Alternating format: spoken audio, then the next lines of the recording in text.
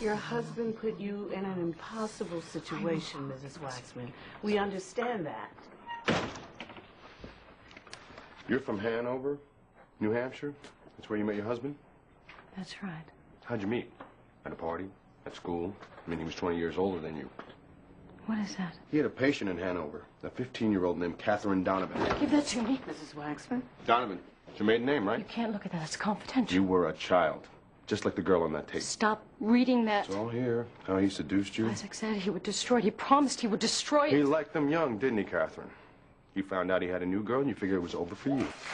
We're back with Jesse Martin at our kitchen table talking over my favorite show on television, Law & Order. Now, is it true that you have...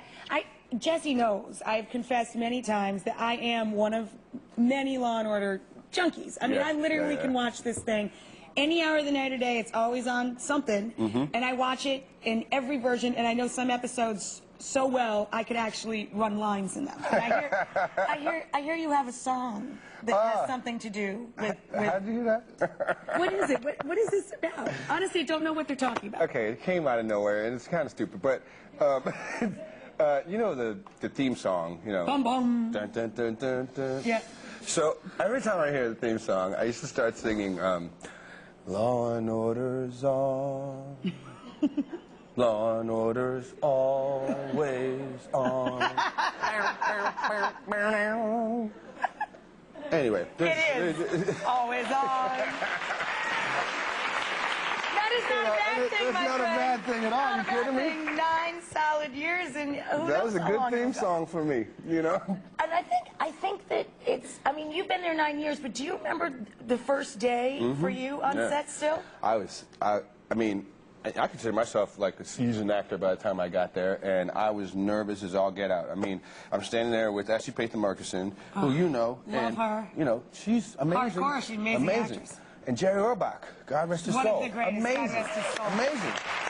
And a great song and dance man, too. Great song and dance man. We had an executive producer at the time, Ed Sheeran, who was like, I love him to death, but he was like an old salty dog, and like he barked a lot. It was my first day, so I was scared to death. And I remember I had to just walk over to a file cabinet, pull the file out, say a bunch of stuff, and then walk out. And I walked over to the file cabinet, I hadn't said a word yet. Was supposed to be talking, hadn't said anything yet. I'm like, just walk.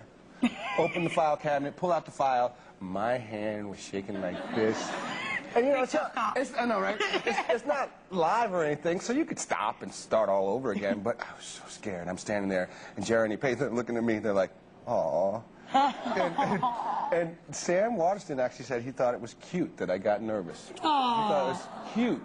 Actually, the first time I was out on location, you know, actors have these trailers that you stay in when you're out on location, you know, so you're not just standing outside. Right. And they had this old school Winnebago-looking, broke down, like 1922 This one's for you, Mississippi trailer. And, you know, the door was just sort of hanging on the hinges, and they're like, here's your trailer. And, you know, I'm brand new, so I'm like totally gullible, completely naive, and I'm thinking to myself, wow, I thought they made a little money over here at Law & Order. And I was like, I wonder if I should say anything, or should I just be humble and go ahead and just get in the trailer and shut up? I walked in, and it was just a mess. Like, they had obviously done it up. And I was like, this can't be real. This can't be real. They're not going to make me sit in this trailer. And then finally they all came out, and they were like, we're just kidding. Your trailer's over there. But you were willing to go right along with it. You're like, I wouldn't do anything. But you were perfectly happy to help somebody else. It was like my first week of work, so I was willing to go along with anything. What is this story about you and the lost luggage? I lose my luggage all the time. It wasn't lost. It was stolen. Somebody stole your luggage. Somebody stole my luggage. I went to do a movie in Buffalo. I grew up in Buffalo. And the day I was leaving to come back to New York, I went to this really cool restaurant in Buffalo called The Town. So if you're ever there, go there. It's like Greek diner food. We loved it. You know, you hanging out in college and whatever. Saturday night, you know, you go to the town the next morning. So I'm going to the town. I'm really excited. I'm like, I'm going to get to eat, you know, all that good food I remember as a kid. And I was there with the director and the casting director, and he was going to, after breakfast, drive us to the airport. You know, we get out of the car, we go eat, and have a great time. You know, 2 hours later, we come out, and I'm looking at the truck, and the windows are gone. And I'm like, no. You know, it's a new truck, too, so I'm like, that's weird. There's no glare on the windows. And then I realized, oh, there's no window. There's no window. And then I'm like, oh, there's no luggage at all. Like, and, you know, it was the first time in my life I went to the airport with absolutely nothing. I mean, I had my passport because it was in my pocket, but That was it. didn't have to check in nothing. And, You know? and this was during the daytime? This is early in the morning, yeah. That It is was like amazing 10:30. to me. Somebody's just hanging out outside the diner, busts out the windows, takes all the luggage. Crazy part about it, I'm standing in the parking lot, and we're talking to the police officer who showed up to, you know, sort of get a report. And it was a young female officer, and, you know, she was just like about the business. She was like, so, you know, what did you have? What were your possessions that were taken? And I'm telling her, and she kept looking up at me, and she's like, I usually see you do this. You know what I mean? I know you.